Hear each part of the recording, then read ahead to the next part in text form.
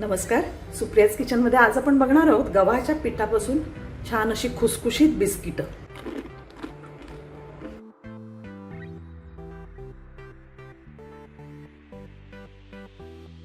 त्यासाठी इथे मी 1 कप गव्हाचं पीठ घेतलंय, अर्धा कप रवा घ्यायचा आहे. हा जाडा बारीक कुठलाही घेतला तरी चालेल. यामध्ये थोडंसं मीठ घालायचंय चवीपुरतं. 1 चमचाभर तीळ घालूया, याने छान असा क्रंच येतो. आता यामध्ये आपण घालायचं आहे 2 चमचे तूप. हे साजूक तूप आहे. तेल घातलं तरी चालेल, पण तुपाने जास्त छान असा इफेक्ट येतो. आता हे सगळं त्याला चोळून घ्यायचे तूप.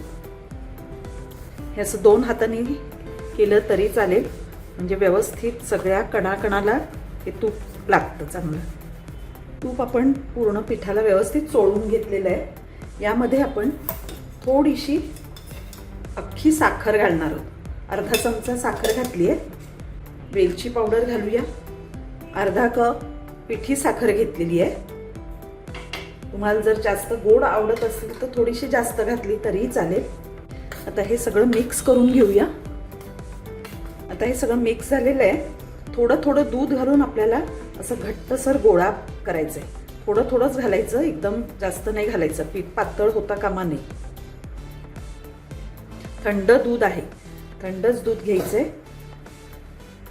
हे बघा आपला गोळा तयार झालाय. इथे मी अर्धा कप दूध घेतलं होतं, त्यातलं थोडंसं उरलंय चमचाभर. आता हे 10 मिनिटं आपण असंच ठेवून देऊया आणि मग याची बिस्किटं करायची.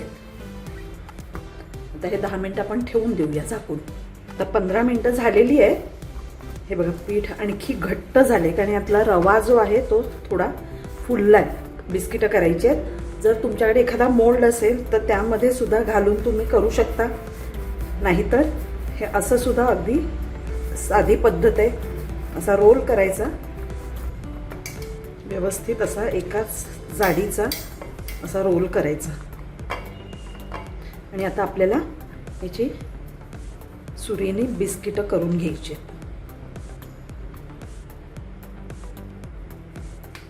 हे बघा अगदी व्यवस्थित होतात.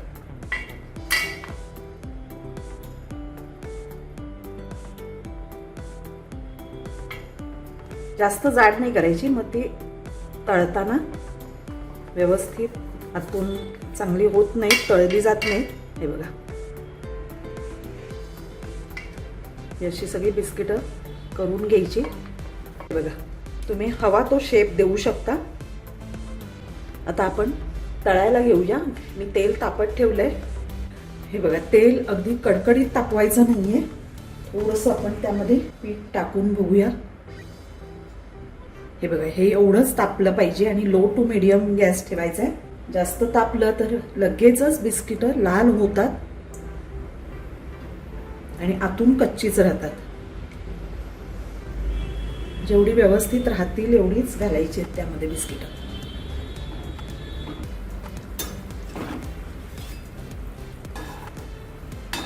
गॅस लो टू मीडियमच ठेवायचा आहे, अजिबात वाढवायचं नाहीये. असं थोडंसं मध्ये मध्ये फिरवायचंय.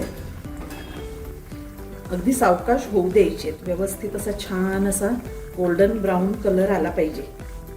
अतिशय सोपी, साधी आणि पटकन होणारी रेसिपी आहे. तुम्ही कधीही असं वाटलं एखाद दिवशी संध्याकाळी चहा बरोबर खाण्यासाठी सुद्धा पटकन होतात. ती करायला अगदी सोपी आहेत.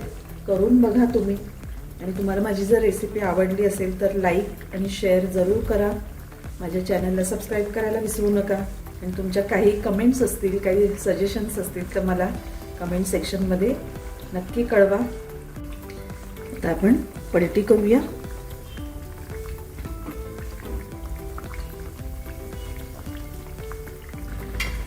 गॅस बिलकुल वाढवायचा नाहीये. एवढ्याच लहान फ्लेमवरच ती चांगली तळून घ्यायची आहे. हे बघा आता असं आलटून पलटून छान असं दोन्ही बाजूनी मस्त गोल्डन ब्राऊन करून घ्यायचे आपल्याला. हे बघा आता दोन्ही बाजूनी अगदी छान रंग आलेला आहे. बिस्किटं झालेली आहेत आपली तळून. काढून घेऊया. आणि अशीच आता सगळी बिस्किटं तळून घेऊया आपण. हे बघा, याचं टेक्स्चर बघूनच कळतंय की बिस्किट आपली खुसखुशीत झालेली आहेत. आता सगळी तळून घेऊया आणि थोडी थंड झाली की मी तुम्हाला दाखवते कशी झाली आहेत ती. हे बघा, आपले बिस्किट तयार आहेत. मी तुम्हाला दाखवते.